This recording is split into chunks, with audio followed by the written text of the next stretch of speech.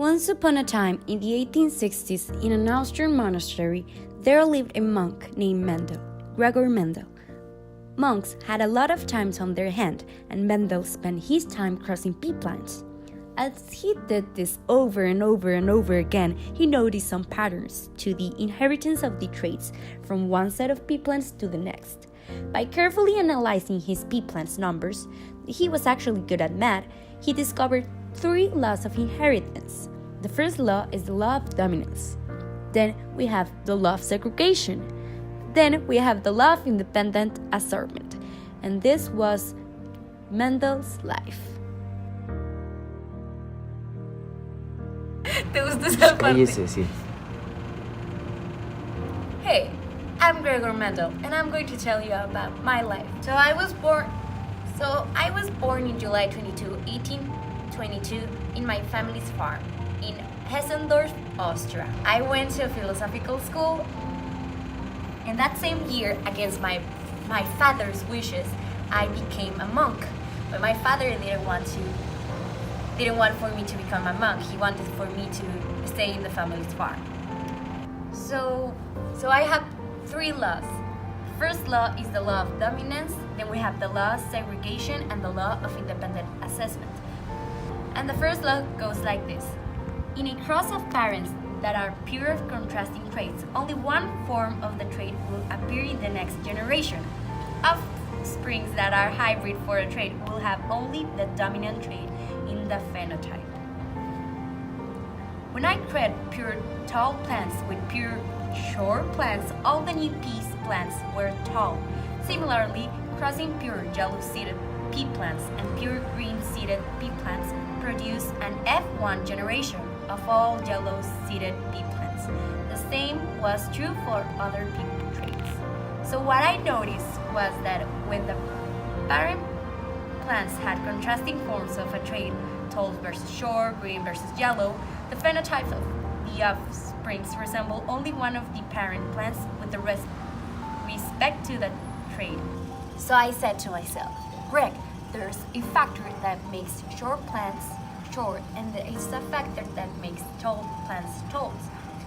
But sometimes there's a dominant.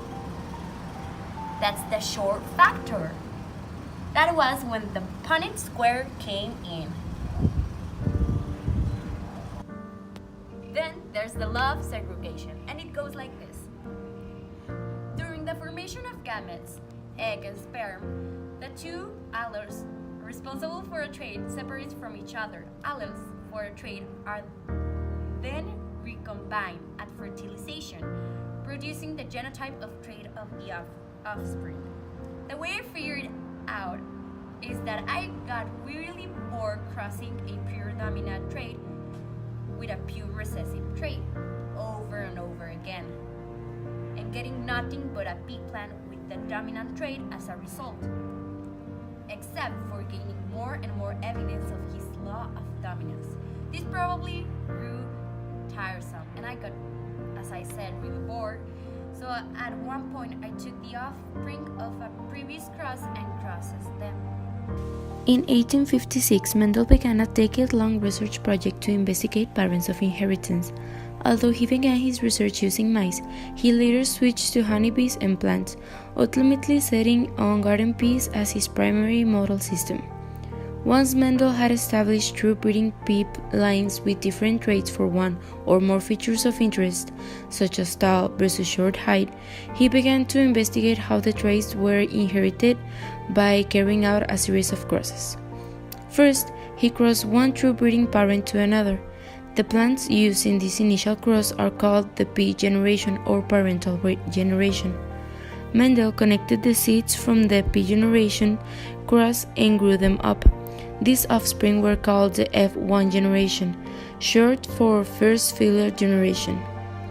Once Mendel examined the F1 generation plants and recorded their traits, he let them self-fertilize naturally, producing lots of seeds. He then collected and grew the seeds from F1 generation plants to produce F2 generation, or second filial generation. Again, he carefully examined the plants and recorded their traits. So I also own the book of Darwin's, and it said all about how creation and evolution and all these things about how we are supposed to adapt to new things in life that come to us. And it was actually